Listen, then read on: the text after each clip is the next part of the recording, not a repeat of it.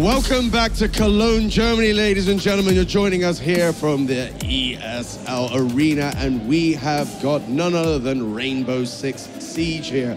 2 matches have happened. We're going into our final. Yes, indeed. You at home can also be involved by heading over to esl.gg/RS-swag. See what we did there? We took this S from 6 and we put swag. Siege, done. It's perfect. Head over there right now. Get your hands on awesome goodies, prizes, and all that good stuff. And of course, make sure you sign up for the all-important beta coming September 24th. You do not want to miss that. What you don't want to miss is this, because the finals are upon us. They're telling me it's time to introduce our 2 finalists. One took out the best of Europe to make it here. The other ones took out the YouTube streamers. It's time for the green and blue team. A rousing round of applause, well deserved.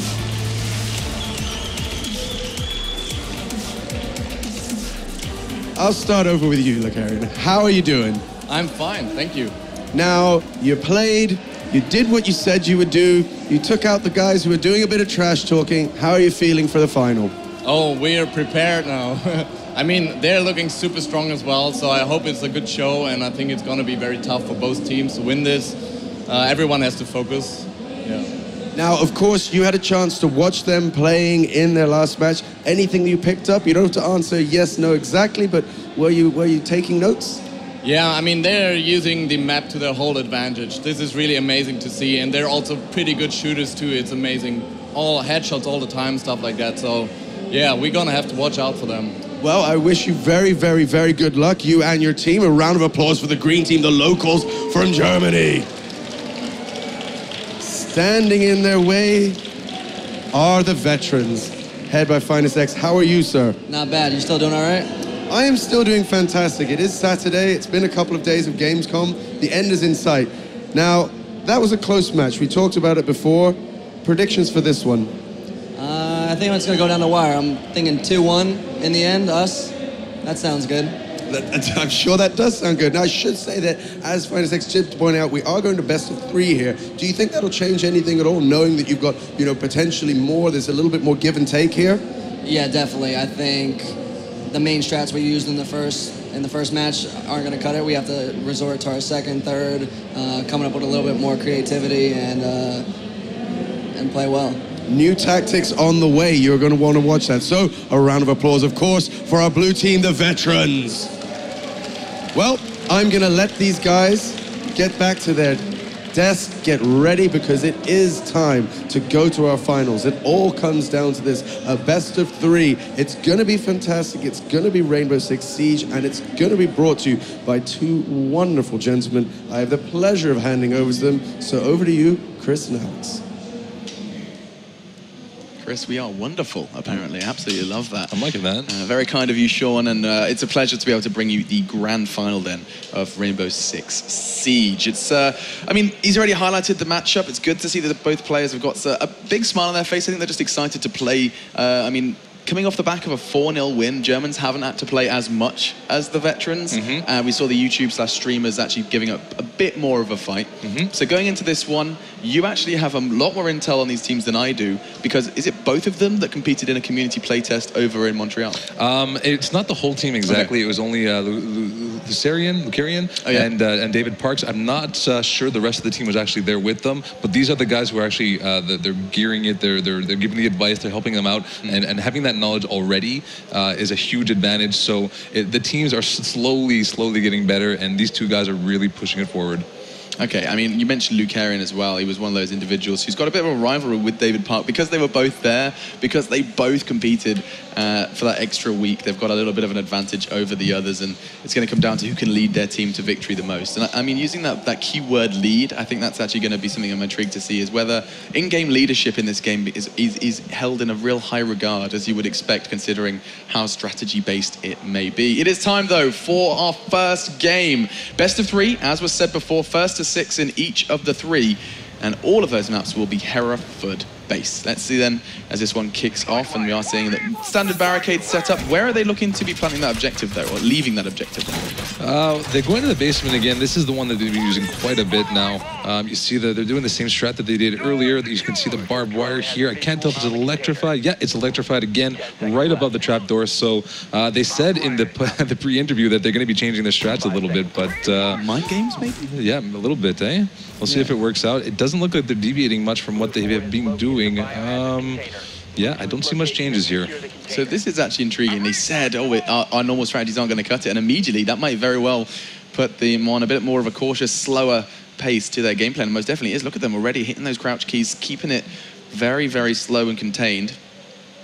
That's just 20 seconds into this one, and nothing too much going to be gathered just yet. I'm seeing some very familiar faces in terms of classes. One we haven't really addressed as much as I think I'd like to is that it's the Blitz class. This is something I've seen quite a bit of. It's like a shield we've got here, shield and pistol. Yes, so you can hide behind the shield. I'll go ahead and select him right now. I'll go to first person view. So you can he's safe behind the shield. His gadget is essentially a flash on his shield, so he can trigger a flashbang and blind everybody as he's moving in. And because he's behind that shield, he is not taking any damage. He's pretty safe. If he has a teammate behind him too, he can clear room pretty easily.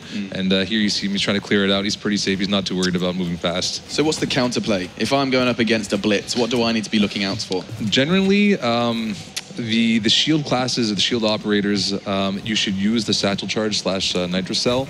It is a remote explosive similar to the smoke. It is very, very lethal. The radius is very, very big as well.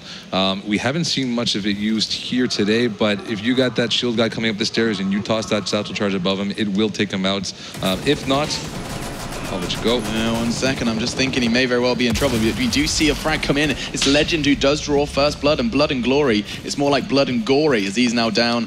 And we're going to be seeing a 5v4 start to take shape. You see, like, this is what I'm expecting to see more of with the Blitz. Is you're that front liner. He's going to try and connect something through the wall with his pistol. I imagine there's not too much penetration with the pistol from the Blitz. No, I mean, you can still shoot through the wall and not...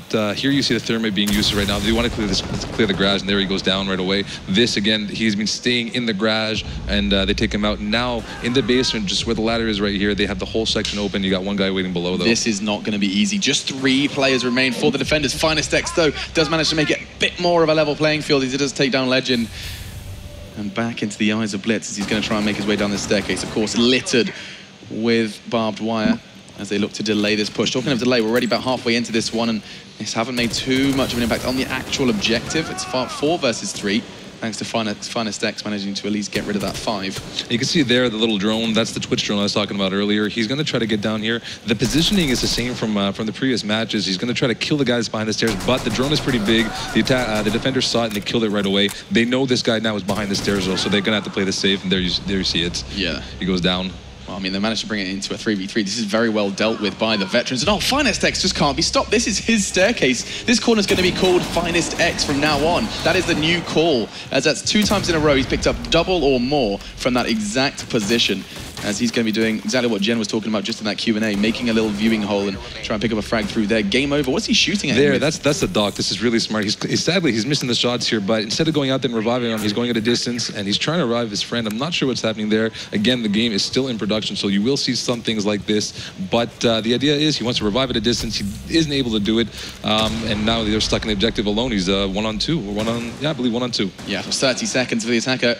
Who is that? Let's jump on into his eyes, as he's only got 30 seconds to make all the plays happen. And who better than the seasoned veteran in more ways than one? It's Lucarian going up against the team that is named the Veterans. Let's see if the German man can make something happen with just 18 seconds left. This is, of course, a game about tactics, a game about process of elimination. And right now, he's only got 10 seconds to find 2. That should not happen. This should go the way of the Veterans. 9 seconds, and Lucarian, he is wasting so much time here. I'm not too sure what's going on here. A little bit more running gun actually needed at this point. Yes, I mean, they're starting to get a little bit panicked here. I don't think he was paying attention to the clock. He wasn't moving up quick enough. But again, you have these guys defending very well. The setup is the same as it was before, and it seems to be working for them.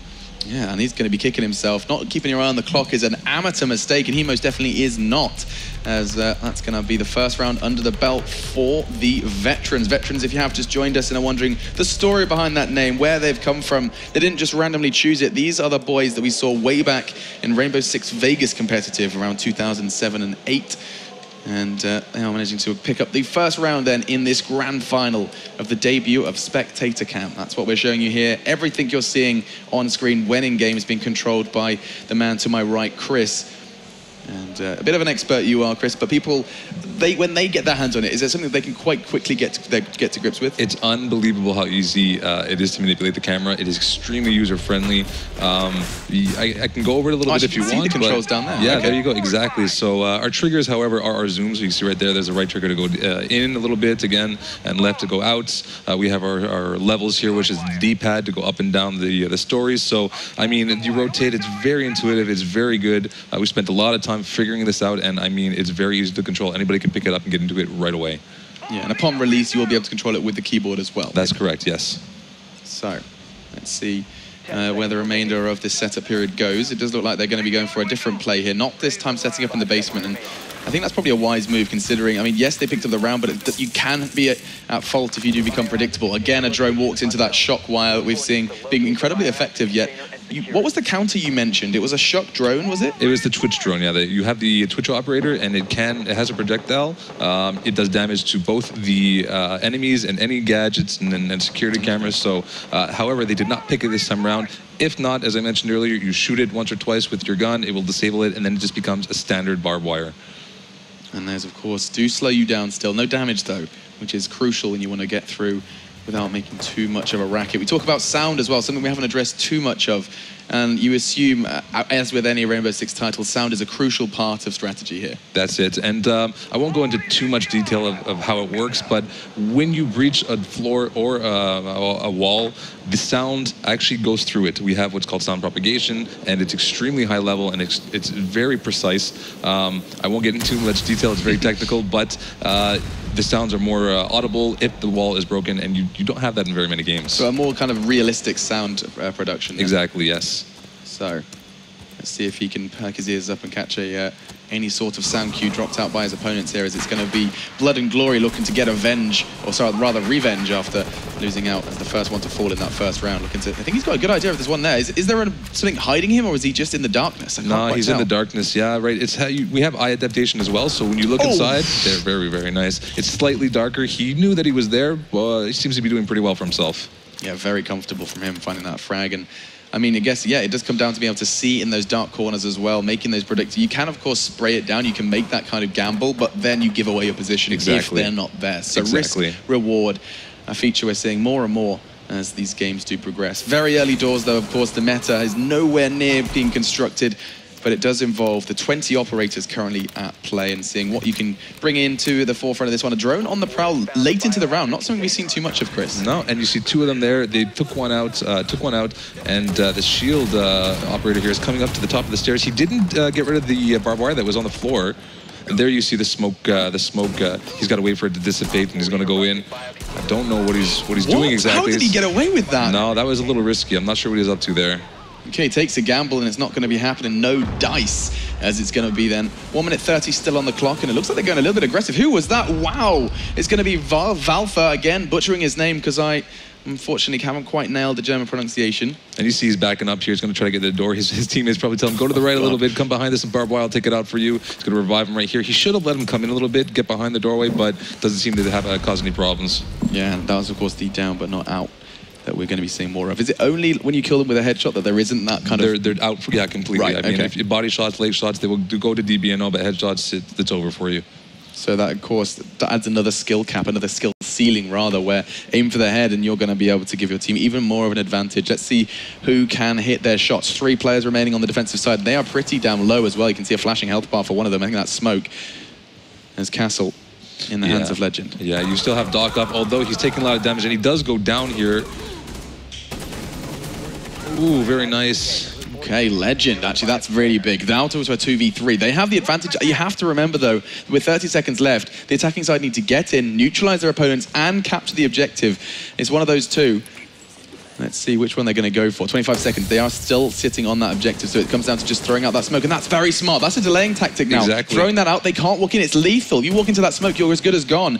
Admittedly, his teammates can't either. Oh, and he's down and out. He did throw out that smoke. It is going to be then just down to the last 10 seconds. 1 versus 3. It is likely he could possibly pick this up. He's leaning. He's doing all the right things. Not going to happen, though, as Finest X again picking up crucial frag after crucial frag. And that's going to be 2 in a row for Veterans. They're looking happy with that one, and Finest doing so in a very stylish manner. He kind of messed up a little bit there. The wall that he was behind, he could have shot through. He knew that they were coming in. He would have just been able to spray through it, kill them, but he decided to lean out and peek, and that's where he kind of lost the round for him.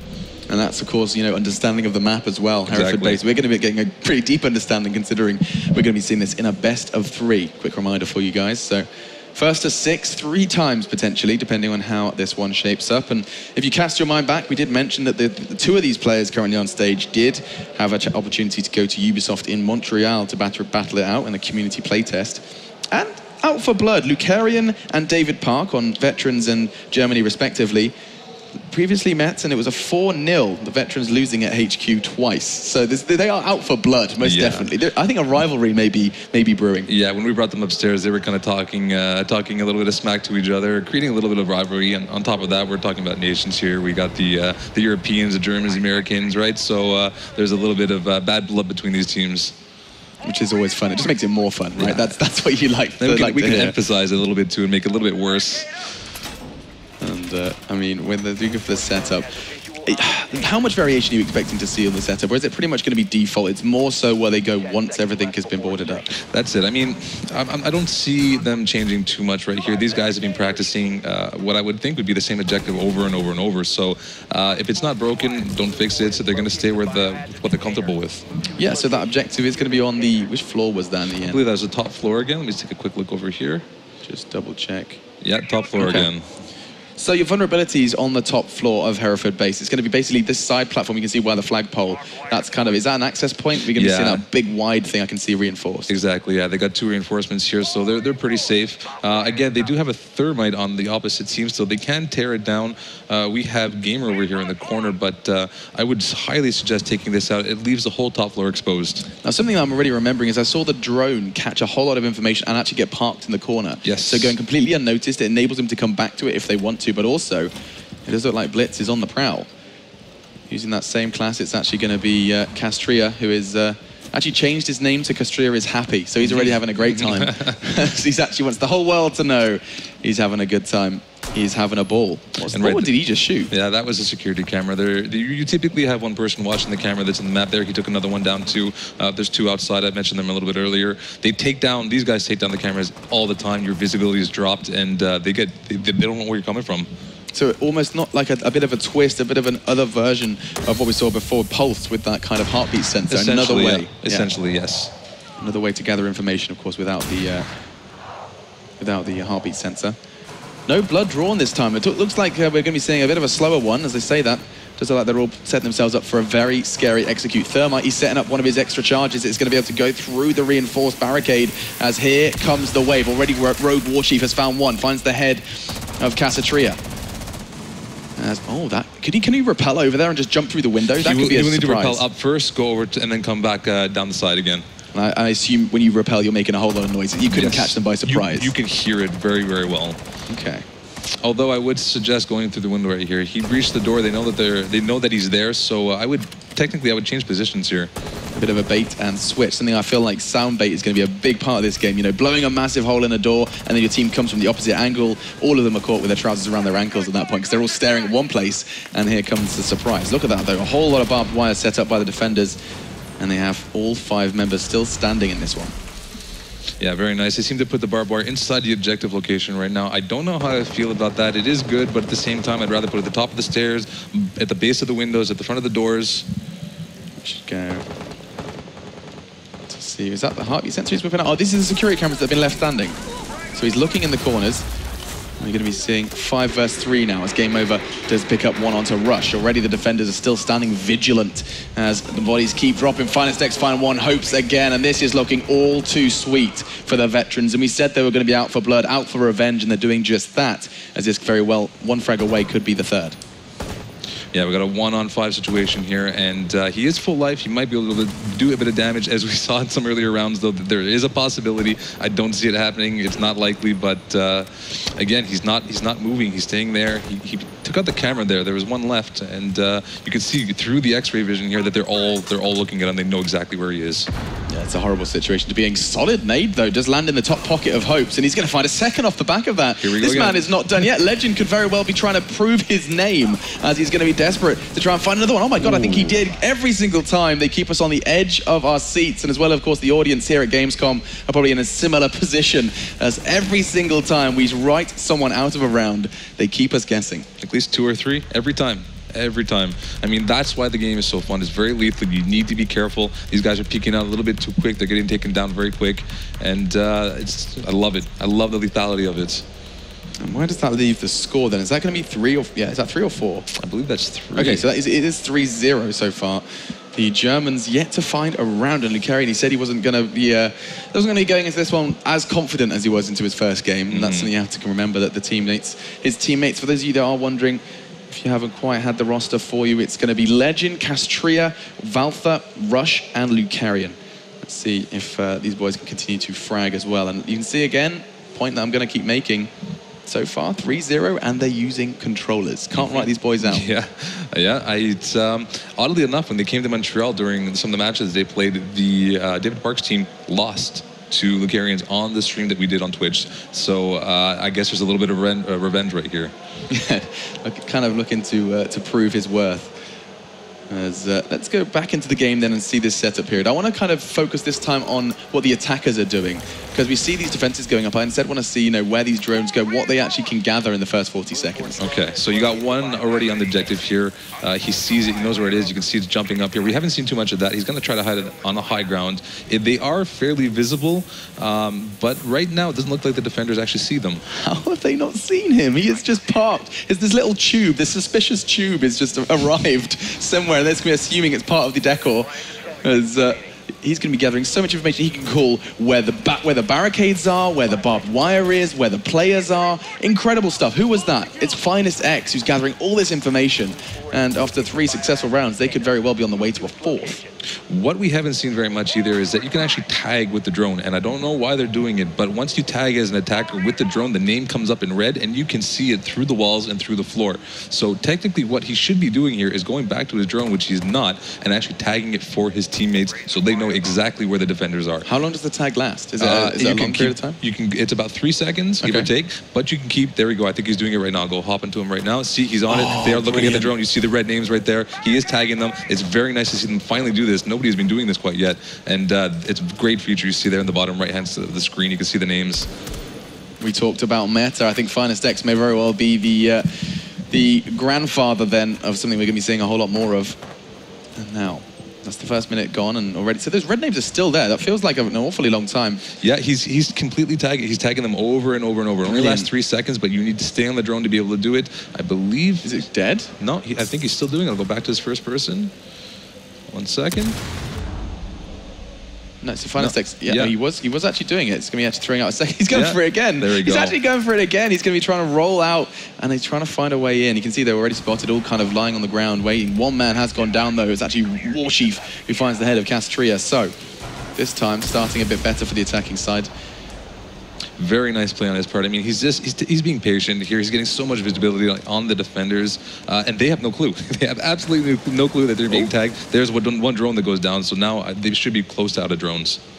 Yeah, so I mean, this early drone play is kind of intriguing to see just how much it can be used in your favor and how sometimes it just falls flat. Like we saw teams in the past, I'd say in the past, just in the prior game where it really wasn't a big deal. And we do see an example of there from Game Over was shooting the battery. That's the first example I've seen of it. It's shifting. It's slowly changing here. People are starting to get like more and more into the details, the finer details here at Rainbow Six Siege. Yeah, and we have, you see, who is this right now? This is Ash. She's going over to the trapdoor. It's already broken, so they didn't reinforce it, or Thermite already broke it. So the barbed wire right below might cause a problem. I believe it was electrified. I'll hop down below real quick. I cannot tell if it's electrified. It looks like it still is. You can see those sparks. Yeah, I see the sparks.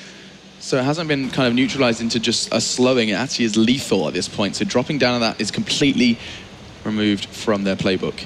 and he's still there. He's waiting. I'm not sure what he's waiting for. It's not a good idea to drop down, though. 3v5 as another frag comes in from Warchief. That's 2 in a row with the pistol. He's having no problems picking this one up. Is he choosing to use the pistol, or is that just what he's been left with his operator? I think that's, if he has the shield, he only has the pistol. Nice, though, response. Blood and Glory onto Rush. Defenders have interrupted the securing process, and it looks like it's going to be a 2v5. Made 4 by Legend, but back and forth. That's 3 in a row from Rogue Warchief. Incredible stuff from just the one man, and it looks like just the remainder is going to be Lucarian. This time he has time. Let's not forget that actually stopped him in the past. He had about 18 seconds left, and he just ended up completely throwing it away. Not looking to make the same mistake twice. Here they come, flooding in. They have to come to him, mind. And what on earth can the attackers do to ensure they pick up this round, Chris? Personally, I would throw a flash in right away and kind of rush room. I mean, you got a 3-on-1 advantage. A couple guys might go down, but you push it hard enough, you will take the objective room. It's not that easy to take down 3 people. Looks like he's going to be all out of barbed wire, all out of options, sitting in that corner as the doc class. Not ideal when you've got no one to doctor at this point. No. So, going to have to use that MP5 to absolute precision. Looks like they're actually going to not make the mistake. 20 seconds left, though, and if they don't take him down soon, that is going to be too easy for Hope, as he's going to be securing map 1 in this best of 3. The veterans do it in 4-0 stomp. And it looks like Germans are going to have to go back to the playbook and come up with something new as we're going to be going into our second of this best of 3. You see, they're standing up now, kind of celebrating. They're having a bit of fun there. They're kind of happy with themselves. Again, they are technically, let's say, at a slight disadvantage here, but I think the other team is a mix of PC controls and Xbox remotes. Yeah, I think it's a mix of both. Actually, are you sure? Because I'm pretty sure the Germans were from the closed alpha. They were the top players. Okay. So I would assume they're using the mouse and keyboard. They're playing very, very well right now with the control. Very impressive. Yeah, of course. You know, these are names that anyone that followed the Rainbow Six previous titles in a competitive environment will be no stranger to.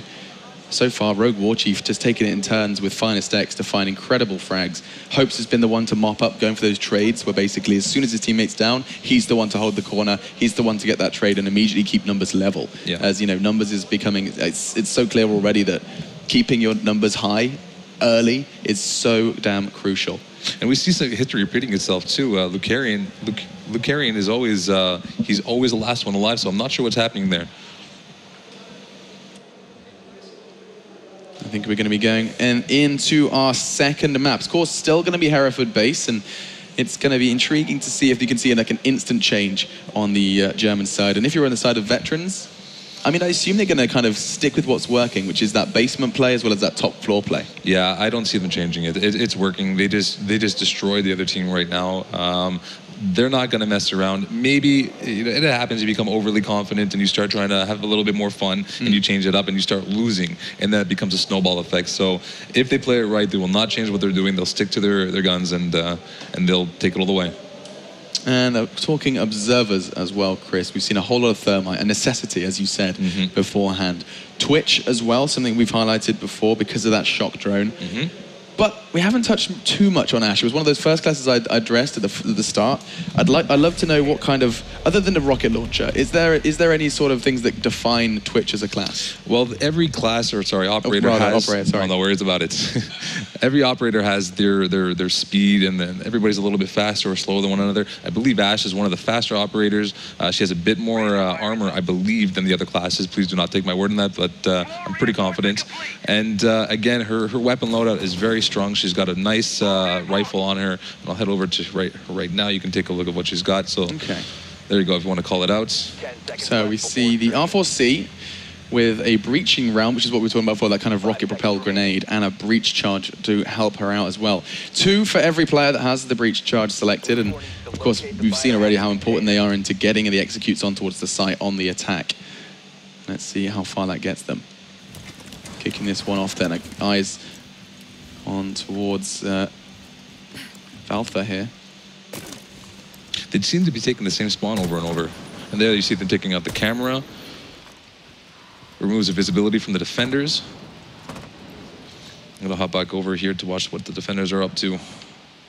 Yeah, let's see where they're setting things up. This actually looks a bit different. They're not all stacked up on the site in basement. Normally, you know, when they're playing the objective, are we seeing any people like above them? It's actually going to be Blood and Glory. Is he the only one that's... Actually, no, alongside Rogue Warchief, 2 of them on the higher level, going to basically be playing the right angles. That angle that Warchief's been holding, we've seen time and time again. If we jump into first person, people can see how deadly that is. And he's actually made himself a peaky hole to keep his teammates safe as well. Yeah, and it hasn't been working for him. See, they're already starting to come in. They know that he's here. This is the typical play that they're doing. So you hear the thermite charge. He's going to hop down below. He's putting another...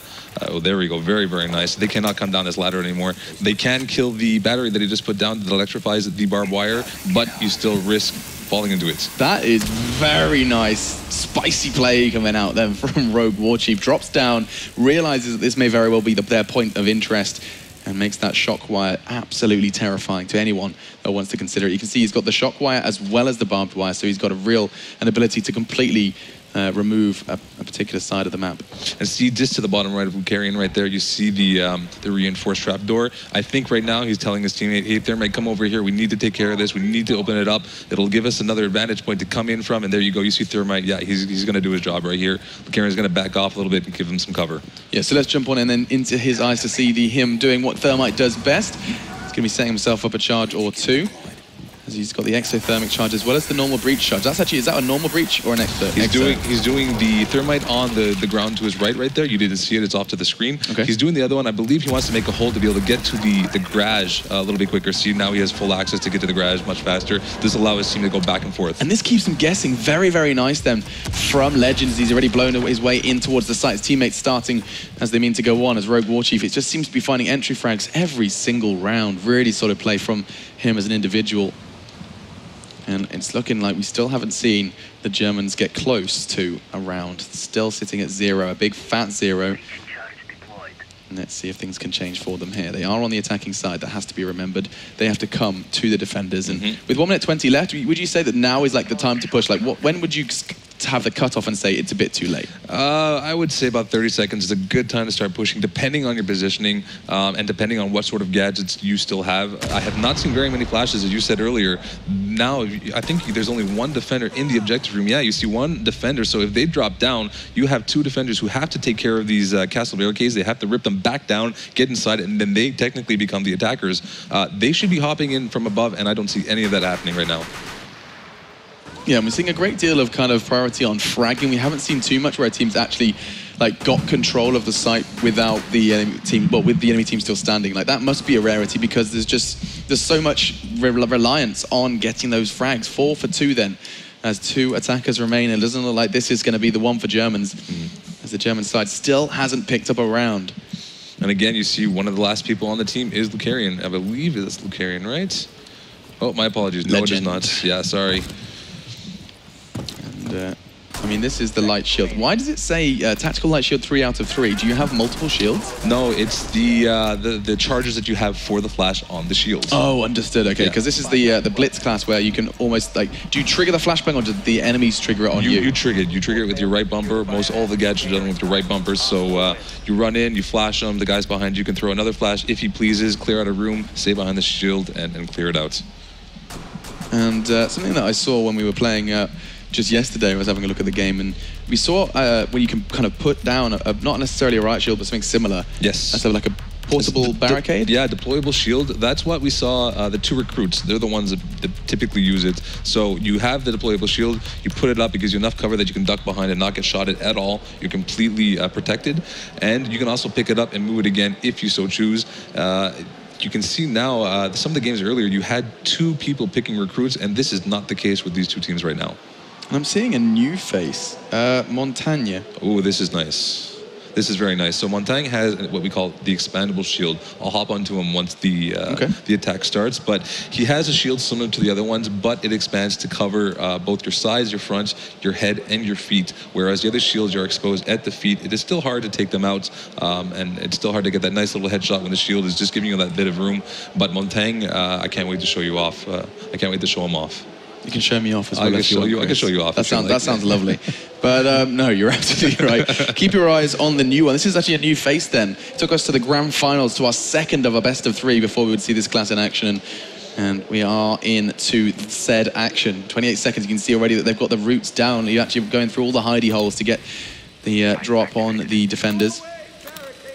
And do all 5 members of the attack kind of use their drones at the start? That's like their way of gathering as much information as possible. That's it. I mean, there are 4 floors in this map in particular. You typically send one guy to the base from one main floor, 1 second, and at the top. Right now, I don't know what they're doing. They're kind of all rushing around. They should be splitting up their drones. I'm not too sure what they're worried about, unless I missed something. And they have again that barbed wire on the stairs, but I don't seem to see anything here like that happening right now. Okay, so something a bit different then from the defending squad. Blood and Glory are going to be looking to do something special, as it's now, again, the veteran's turn to try and assault. He's rocking the Thermite class, which does give him that exothermic charge, enabling him to just break on through those enhanced barricades. You've got to be careful when assaulting. If you don't take a Thermite, I almost feel like we're going to be seeing him every single time, because it's such a necessity. Yeah, you absolutely need him. And I mean, the advantage that he gives to the attacking team is essential. And there you see Miss Grenade, I was saying it earlier, it's not exactly easy. There's a little hole there for him to try to get it in, but he missed. And that's going to come with time. Time, something that these players haven't quite had enough of evidently. Ooh, this is so close. He knows he's there. He's going to go for a second time. Needs to get this lineup right, and he does so. Throws it in. Grenade super lethal. Not enough, though. Did he do any damage, or did it just not quite hit? I'll take a look right now. You can see his opponent was in that window. Looks like his smoke didn't take any damage there. Hope I'll hop into his screen right now. He's super happy with that one. And of course, with that nade being thrown at him, he knows exactly where at least one of them are.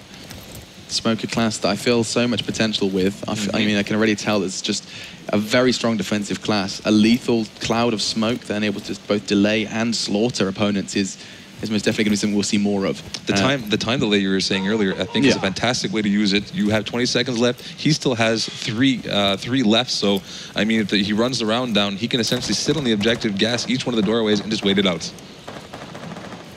Yeah, I mean, what you keep addressing, how powerful it can be to delay. Something we haven't seen much of, and is that kind of, not necessarily run and gun, but the rush from the attackers. They like to take it slow, and I think that's, of course, what this game style can appeal to. Just throw down. What just happened there? It was the charge actually coming out from Castria onto Finest, and one of the, well, excuse the pun, one of the veterans' finest is now down and out. Unfortunately, he got taken out there by the barbed wire. That, unfortunately, is clipping through the wall slightly, so that's a little bit unfortunate. I said unfortunate about 4 times, so I'll leave it there, and I'll let you keep going. All right. It was unfortunate. There you go. just to kind of join the fun.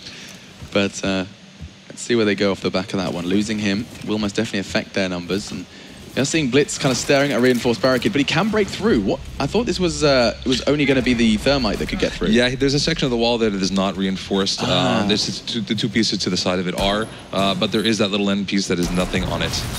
And that's going to be a very vulnerable wall. Look at that, just completely removed from the game, as it's going to be then 4 versus 3. Here comes the frag. This is what we're talking about. The slow, the fast, the rush, and then the kind of limping. Oh my god, talking of limping, he's just putting so many bullets into his leg. It's actually Lucarian who's going to be taken down because of that one. And Rogue Warchief gets another one. He's been doing fantastic stuff with his pistol, and he is really demonstrating that Montagne, the class we just highlighted, we said he's got good things, an extendable shield, and he's just demonstrating how powerful just the pistol can be.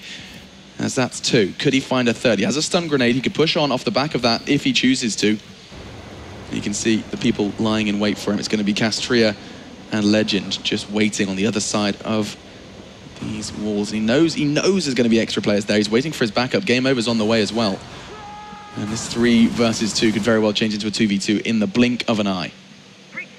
What we didn't pick up on there is that he killed Doc, and Doc actually can revive himself as well. So Doc picked himself back up again. Unfortunately, Rogue Chief just took him down once more. Yeah, so when you're down but not out, of course, not when you're fully headshotted. Game over then does find 1. It's not over yet. 1 versus 3 in 20 seconds. They are low.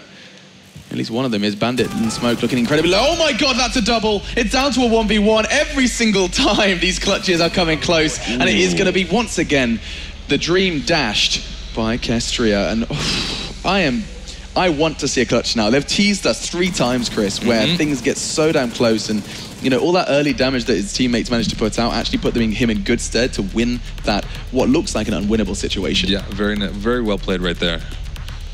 So other than Doc, there's no other way to regenerate health in any way? No, there's no life regeneration.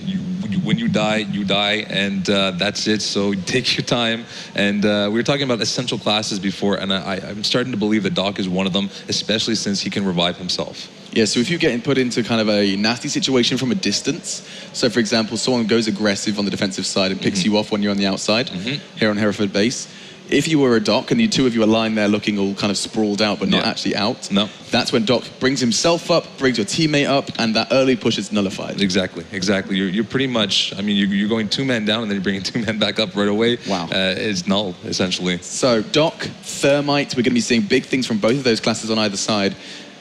And now I'm intrigued to see if we're going to see more from Montagna, because that was insane. So many times in a row now we've seen the big plays coming out from the aforementioned Rogue War Chief. And there you saw, we talked a little bit earlier, Rook dropped his plated armor pack there. It seems all the teammates have picked it up, so now they all have a bit of extra life to help him out in this round. And again, we talk about these essential classes, and I have to say that Rook seems to be one of the favorites for a lot of the people that are playing here. Okay, and I mean, not necessarily, there's no counterplay to Rook in the terms of like your enemies having extra armor. No, not at all. But what does Rook bring once he's done that? Like he's dropped, is he just a kind of a rifler and Yeah, he's just a standard class? A standard class, yeah. I'll head over to his weapon and ammunition right now to take a look at what he's got. So he's got an MP5 and a P9. You can see again, there's the armor pack. So yeah, you only get one of them. You're not going to be dropping multiple of them. That would be a little insane. As we are kicking this off with a bang. Still no early damage put out, but the defenders, they've opted for that same objective again. And still not too much action in the basement. It feels like they're quite comfortable. And it has to be mentioned, of course, that Germans did just pick up their first round of this grand final. Might be the motivation that they need, right? It happens all the time. We see it all the time in gaming. The big turn, the big momentum boost. And maybe they're just finding comfort as well. It's something that's often not really mentioned, is just how important it is to be comfortable, especially when your environment changes. If you're sitting there in your living room with your dog at your feet most of the time, and now suddenly you're here in Cologne, Germany, with a crowd watching you with voices dictating your every move, things feel a little uncomfortable to start with. The nerves hit, the palms get sweady, and knees weak. Exactly. I don't think we should go any further, but you're absolutely right.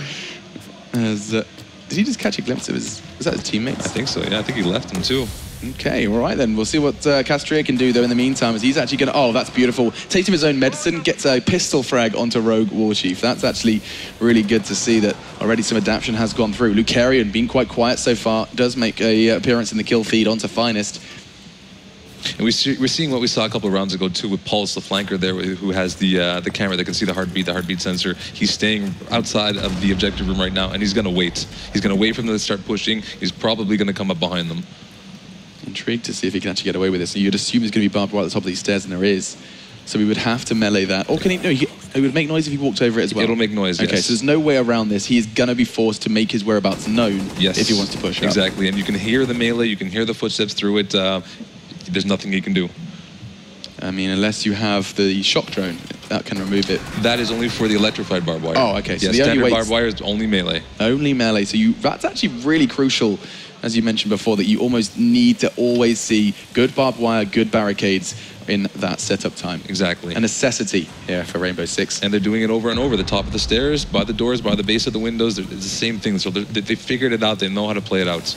Yeah, but then again, thinking about, if you throw yourself into the mindset of an attacker, if you know the defenders are going to be doing X, Y, and Z, you can forge a play around that. Exactly. And they already are doing just that. 2 versus 3 here, as one man is down but not out just yet. Again, we're not seeing this this floor line of sight use. I'm not sure if the players are familiar with it. Again, there's nothing on the top floor to let you do that. I believe it's the floor just below. You see right there, there's a wood floor that is actually completely destructible. So they're not using it too much, but again, the objective is not there, so there is no use for it at the moment. There's a lot of stuff that people will discover as they play this game. Of exactly. course, coming to you guys in September 24th for the beta. You'll be able to have access and play around yourself. Maybe trying to replay some of the things you've seen already. Maybe you can actually clutch better than these boys, because they get so close, 1 frag away. And I would love to see, when people do get their hands on this, some incredible plays hitting the social media. Still though, 36 seconds and 3 versus 1 now, all on to our man Hopes. And he looks like he has got a bit of hope, only 1, as he does kick back just a little bit before Lucarian neutralizes that threat. And that's going to be 2 in a row then for the Germans. I think, that proposal you made, that momentum, that big M word, is starting to take shape. Yeah, I think it's going to help him out. At least mentally, it's going to help him out quite a bit. They got that slight advantage. It is a 2-1, and let's see what they can do with it now. They're starting to smile a little bit. They're getting excited. Is there any operators that you would have liked to have seen that we haven't just yet? No, essentially what they're picking here are the operators that I would put into my team personally. I mean, they're making the right choices here. Thatcher is pretty good if there's a pulse on the other side. Sorry, there's... forgive me just a second. Mute. Mute is the jammer, but we are not using it in this version right now. Mute actually disables breaches if you put it close to a wall. So you look at reinforced walls and you put the jammer on the other side of it and you put a breach on the opposite side of the said wall. That breach will no longer work because the mute is disabling the gadget. I won't go into much detail about that. As I said, it's not in this version here, but those are the kind of things I'd like to see. Unfortunately, we don't have them here. So in future, something you would maybe consider throwing into the mix is a class like Mute. I like the sound of that though, because I mean, we see how crucial breaches are. We see how they're integral to most executes. Being able to kind of remove that is a real strong power. Yeah, it's very, very strong class operator. So, let's see. Oh, here we go. This is what you were asking for. We are going to be seeing the Castle actually throw down a reinforcement on towards that. So that's going to complete. You can no longer access that drop. Only with the thermite, yeah. Thermite again, really a necessity. And I mean, I wouldn't be surprised if, as this game develops and does get released, we see more people like mixing up, like, okay, I'll take thermite this round, you take thermite next round. Is that something they can do by mixing it up?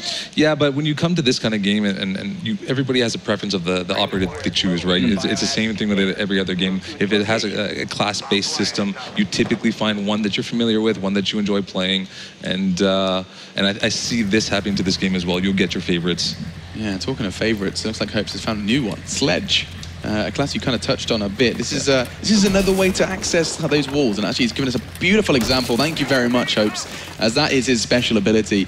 And I've just caught a glimpse, 25 out of 23, so you actually have a limited amount of sledgehammer use. Yes, I was actually not even aware of that. That's kind of cool. I don't see anybody actually using the full 23. That would be very impressive. There would be no walls left in the map. Just walk around the entire, like spend 4 minutes just bashing all the unnecessary walls. But yeah, so slight limitation, very minor there. And what does it kind of provide in terms of an assault? Is it another way to breach without being as noisy? I mean, what are we looking at here? Well, breach charges are good, but it takes a couple of seconds to put it up there, slap it, and then detonate it. Also you're static when you do it. Whereas Sledge, he can sledge the wall while he's moving and be safer than if you were to do it with a breach charge. Okay, so it's kind of, you always feel like it should be partnered with an SMG, kind of keeping him active. It's like this deadly duo going around. He's breaking the walls. The SMG's there right behind him. And talking of SMG, in his finest with his AK-12. And you saw what he did there too in the garage. All he did is open it up. He tried to scare somebody. Maybe they go back into the ejector room and they clear the first floor. Typically, you want to go around and break a lot of these holes in the map for no reason at all, other than to just scare the defenders. Yeah, it's a big factor, absolutely. And as the security cameras go down, we talk of scaring. Oh, was that a drone? Oh, it's a drone. Yeah, he popped up earlier. This is beautiful. As it's going to be Finest, who's back in on the action. He's going to go for a little scouting mission now that they're probably going to have their defenses slightly lower. Not expecting to see the rolling drones again. Yeah, see, they're trying to get more scouting information. They're not sure what they're running into here. They won't be able to get in, though. You see that electrified barbed wire is going to stop any drones from coming inside. There is, however, another entrance on the other side through a little vent. They're aware of it, but they're not using it at the moment. Yeah, maybe their drone's just not quite in the positions they need. Still, time's going to be becoming more of a factor. And this is one of those slow ones. This is really where you're going to be seeing the calm before the storm here, ladies and gentlemen, because time, 1 minute 40. No one has gone down yet. Yes, there's been an exchange, but it's been very minor so far. Looking to change that, though, it's Rogue Warchief again. Bullet to the brain of Rush with his pistol, and he's going to be looking for a potential second here, as they are now alerted of his location. Legend managed to equalize, though, as Rogue Warchief. I want to go back and watch this and see how many times he was the one finding the entry. Yeah. This is Montang. This is the pick that this is switching it up right now. I mean, it seems to be working, right? And he has a stun grenade as well, so he's kind of a combination of, like, he has not necessarily a flash shield, but he has a shield and a flash. A slight combination of which other class was that? Blitz. Blitz, yeah. Very utility, very utility. What I'm surprised about is that nobody's staying close to him or behind him. And again, the barbed wire's on the floor right here. He should be able able to melee it and take it out so he doesn't get slowed down. He's not doing that for some reason. And there's no harm in doing that either because they know he's there, because he just got the kill. Get rid of that barbed wire now while you're safe. Can you, I mean, to be fair, he's vulnerable while meleeing it, I assume. Exactly, yeah. But right now he has the cover to be able to do it. Look at that again. Very, very nice. A second headshot, Rogue War Chief. Somebody stop this man. He is quite literally going to be on fire if he doesn't get onto this objective soon. That's going to be, oh my God, it's a third. Where are they looking? Communication is looking a little lapse for the Germans as it's going to be a 1v4 and Lucarian is going to be shouting and screaming, saying what on earth, and he's looking to give them a bit of a masterclass here as he's found 4. Could he find the remaining 3? They are starting to, oh, this is lovely. Look at this. Every single angle, every potential entrance, they're readying themselves. 10 seconds though, they need to hurry up. Yeah, Thermite went off. They're going to get in. Oh my There's the God. barbed wire slowing them down. They need to get in. They need to control it. Lucarian, if he just stays put, if they just stands there, Rogue War Chief needs to hurry up. This very well could be a 1 round, and it looks like it very well could be. They just need to find him, though. They're on the objective. They just need to find him right now. Game over, spraying down. He's not going to find him just yet. This is horrible, like a cornered animal. Oh, there he tries to kick back, but not going to happen. And it's going to be Blood and Glory who manages to pick up. So as long as somebody is on the objective, it will not time down at all. You have to take them out so it times down and you win the round. Now that was something I was interested in. So it hit 0, but because Lucarian was on the point itself, it couldn't be seized. Exactly. And he had to basically. So if you want to go clutch as a defender, you keep yourself in a position, even when they're charging in, even when they're sitting there like we've won, you can have the drop on them still. Yeah, and I mean, they used a lot of the drones early on, so they had no more visibility. Staying in that corner like that, and they have to come in and check every little corner, and he's pretty safe. He picks them off. The timer doesn't go down. It was well played by him. It's sad to see him at the end of the round, each time being alone. I think his team needs to pick it up a little bit, but they are still playing very well. Very well played by Lucarian there. I mean, he's doing a good job. I'm starting to understand more about why you said 30 seconds is like a minimum, because if they charged in anything kind of sub 30, you could get in. Yes, you could kill 2 of the 3 players, but you're nearing on like 1 or 2 seconds left on the clock, and you still have to find defenders. That is not going to be easy by any stretch of the imagination. No, and a lot of these teams now, we saw it in a couple rounds ago that they put the barbed wire inside the objective room, so that prevents them from getting inside and slows them down with the capture. And for people that have just joined us and wondering what you are watching, this is the Rainbow Six Siege. And this is multiplayer gameplay. We have some of the veterans, people from way back when on the MLG circuit competing in the Rainbow Six Vegas. And they're here now under the flag of veterans rather appropriately. And they're playing against Germans, the players who played the closed alpha. The top 5 from Germany managed to get all the way over here. Obviously not too far for them to come. We are here at Gamescom over in Cologne, and they've come over here to try and keep the home crowd happy, and it looks like the veterans are putting up a very good fight. Best of 3, the first one going the way of the veterans, and they've actually managed to finally start to make this look a little closer, starting to stabilize off the back of that 4-0 defeat in the first. I think they're also learning the strat of the other team here. Again, I mean, you see that barbed wire every time underneath the trapdoor in the objective room. You see one guy, let's see if he's still there again, inside the garage. Yeah, he's always playing the same position. I mean, they're starting to learn. Yeah, and I think what else you need to learn is just don't go near Rogue War Chief at this point. He is fragging king. As again with Montan, it's actually Weltho who's picked this up. I think there's a bit of a mix-up, because that's going to be kind of following in Rogue War Chief's footsteps. He's saying, "Oh, okay, I feel like this is working. I should probably copy him." So he's actually mimicking what's working against him to try and give them a taste of their own medicine somewhat. Now, I think they're aware of War Chief being in here. However, you could see already Lucarian's coming around. There's a good chance they know that he's in here. Yeah, and I mean, to be fair, when they know someone's there, that's intel gathered. But I mean, to take them down, there's still a whole lot of risk for the attackers. That's it. Like, I mean, what can they use to have like a risk-free exchange? What's at their disposal? Well, I mean, you saw it earlier. Sledge took out the wall on the opposite side of the garage. Here, I'll go and focus it just a second here. Right there, you see the barricaded wall. Thermite will need to take this one out as it is reinforced, but I would actually have the whole team clear out this room first and then spread out afterwards. And so far, time's still ticking away and nothing found just yet. I'm not even sure we've seen a damaging exchange, more so just destroying as much as they can as they maneuver their way, creep and crawl. And these are 2 shields now pushing up the hallway together. That's terrifying as a defender, like, oh man. You're not going to be able to break through that easily. I think the best kind of foot forward there would be a grenade. Would you not disagree? Yes, definitely. Again, the nitrous cell would be a good option. They're going to have to come down the stairs, and if they've been playing the way they have every round, there should be barbed wire here at the bottom. Again, look at that. There's so many barbed wire. There is no point of even trying to come down there. I would suggest coming down the ladder, but you got two guys right below it. This is a very nice format, actually, from the veterans. They've mixed it up. They said that the old strategies weren't going to cut it, and this is something new, something pulled from the strategy book. They're looking to catch them by surprise. 1 minute 40 then, and every second that passes, it puts it in good stead for the defenders. Rogue Warchief, can you stop? As he gets another one, finds the head of Rush this time. No longer with the pistol, of course, this time on the defensive side of things. And this is what I was talking about. See them, they're grouping up finally. I think they're starting to figure it out. I don't know if they have flashbang. We got one frag there. We have one smoke. Oh, the smokes are gone. Another one smoke there, but a stun. There's no flashes. I think they're going to have to find another route here to come around. You see them leaving right now. They do not want to drop down there. So you see this kind of difference between a stun and a flash in, you know, every kind of different FPS game. What for you guys over at Rainbow Six do you have, like, what does a stun necessarily do?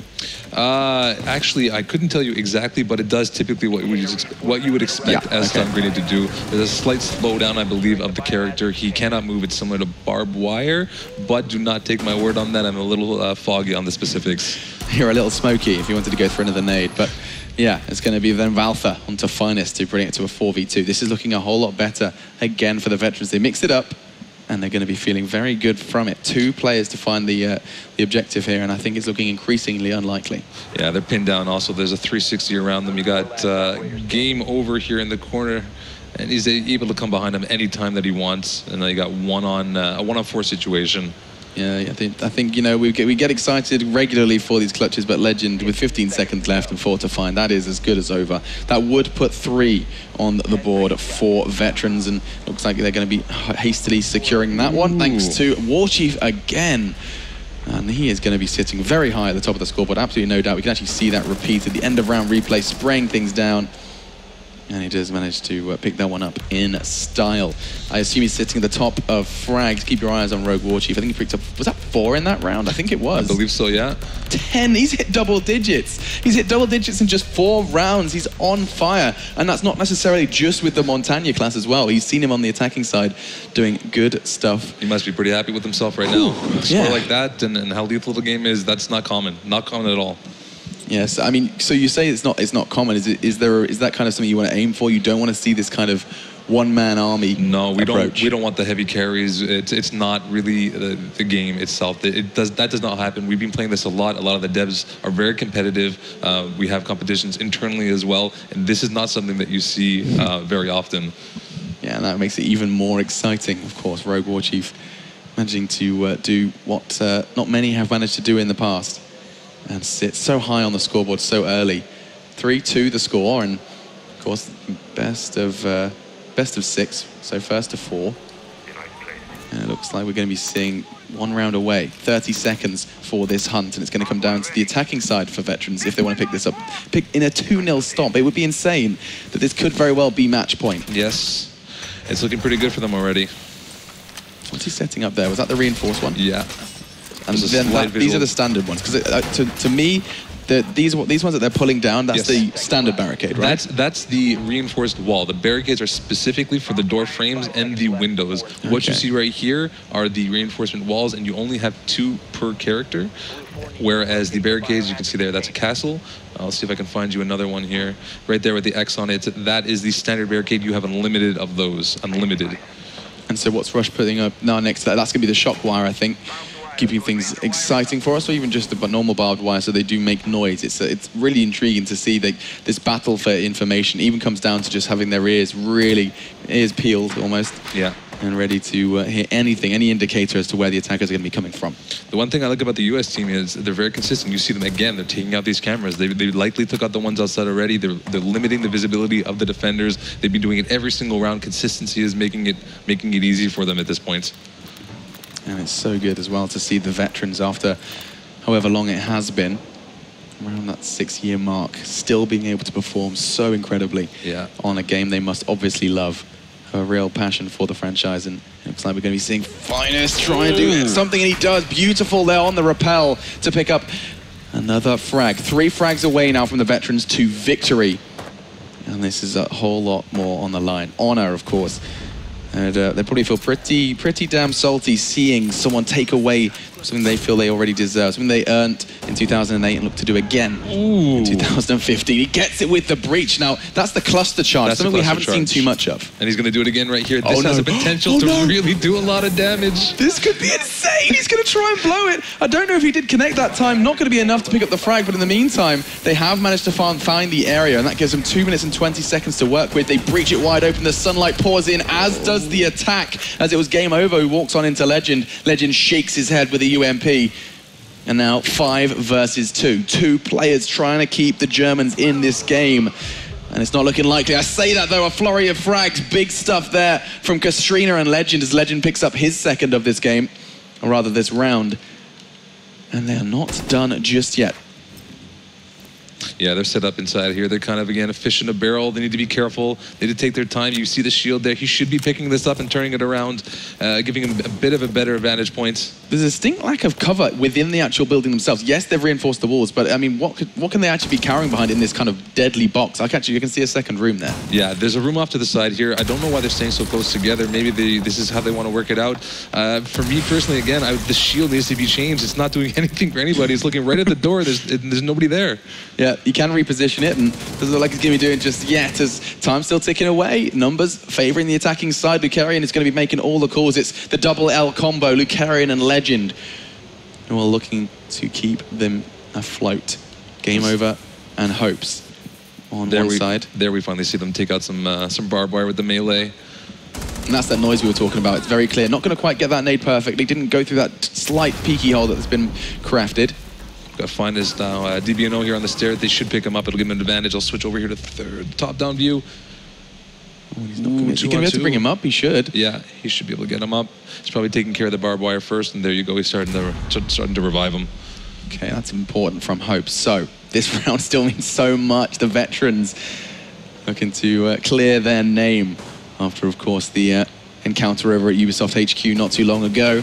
It's a 2v2, and Lucarian and Legend, they've basically just got ants in their pants, keep moving around. They do not want to get caught out here. And here comes Hopes. He makes a big play with his sledgehammer, swinging in, tries to find an opening, and Finest is happy to oblige as he does take down Legend. All onto Lucarian now. How appropriate. 17 seconds to stay in this game. And he's going to be holding the angle. He's going to get pushed down. It's all a numbers game. And he's going to find one, just one, as Finest secures it, as do the veterans. And it's a 2-0 sweep. The winners of the Rainbow Siege Grand Finals here at Gamescom is the veterans. Very cool. Very, very well played. Lucarian, again, last person on the team. He almost got it. Very, very close. Sadly enough, he could not pull through for that. And there you go. David Park's team takes it home. Yeah, and we saw great stuff from individuals as well. So good to see Rogue Warchief with some incredible plays with Montagna. I've got my eyes on that class. That looks like something I could have a whole lot of fun with. And I'm going to be looking at that one when I do get my hands on it. If you want to get your hands on it, September 24th is the beta. And you're going to be keeping your eyes peeled for that one. You actually, if you are here at Gamescom, the crowd that, of course, have just watched that one transpire can go over to your booth, as you said before. That's it. And if you come to our booth, once you're done playing, having a good time, we give you beta keys on the way out. Oh, even better. As you can see, Sean is getting the team ready to kind of let us know their thoughts. But they look so happy. They're going to be taking their champagne and their pride as the crowd are going to be... Look at that. There's a very high player. As here comes the confetti. They managed to do so much so well. You can see David Park there, the man who had the extra playtime, managed to forge his team to victory. Little smile there. He's not very expressive, but there you can see a little smirk coming on his face. I think they're pretty happy about this. Absolutely. You can see he's like, can I drink this now? I think they're like, no boys, that's for later. And they're most definitely going to be having a big celebration tonight as they do manage to pick that up. And I mean, that was their taste. That was kind of their, as a squadron, that was their opportunity to see what Rainbow Six Siege will have to offer.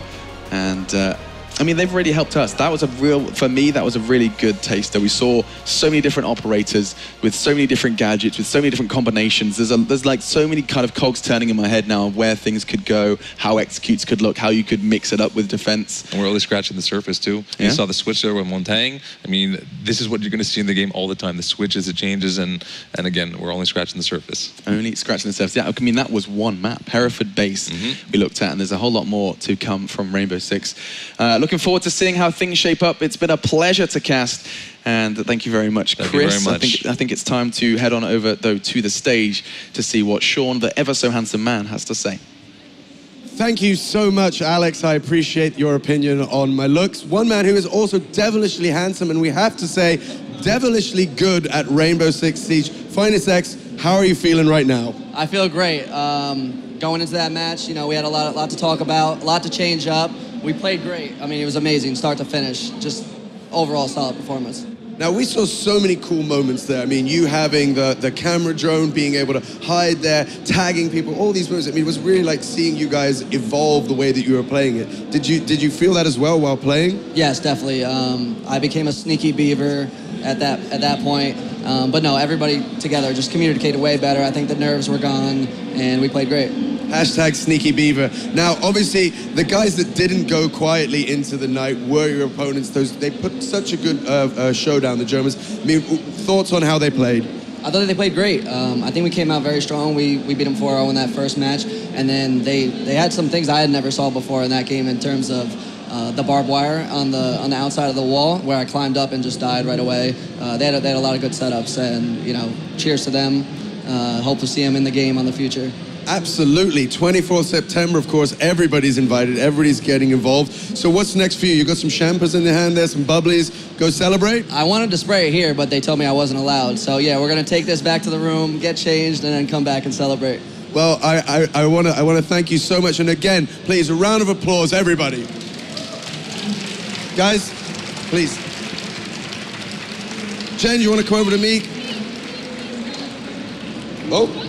Left or right, they can leave anyway. They're champions. Jen. Hi. That's got to feel pretty cool to see such awesome gameplay, such an exciting round, something so close, new features. Talk me through what that was like for you guys. And of course, Chris, you too. Yeah, of course, it feels amazing to see our game on stage. Finally, we've been dreaming of this, and finally it's happening. We're seeing teams playing, evolving, learning strategies. This was a lot of fun for me. I kind of wish it went on to game number 3, but maybe next time. Maybe next time. Chris, what was that like for you? I mean, seeing that strat of getting that camera up there, hiding, seeing people not even notice it, they're tagging people. I was like, this is crazy. They were consistent. They were very, very consistent. It was really cool to see. It paid off. You saw a little bit of a change there with Montaigne pick at the end, but they did amazing. They did a fantastic job.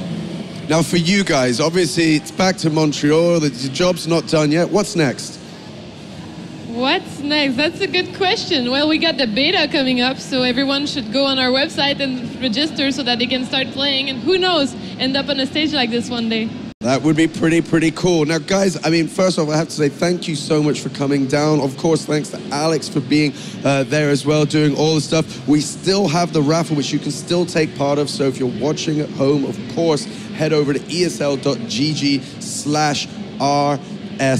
Rainbow Six R6 swag. I got there in the end. It took a while. I'm sure that somebody put it in the lower third, which will help me out anyway. Guys, it's been an absolute pleasure. I know that all the teams have done, of course, a big round of applause to everybody who took part. A big thank you to you guys, all the guys at Ubisoft. Any closing words for everybody that's watching? Well, as a community developer, I have to say, follow us at Rainbow Six Game on Twitter. That was easy. For you? I'll see you in the beta. I'll see you in the beta. Better words cannot be spoken. Guys, thanks so much for watching. And once again, thank you. Take care and see you again very soon, September 24th, Rainbow Six Siege.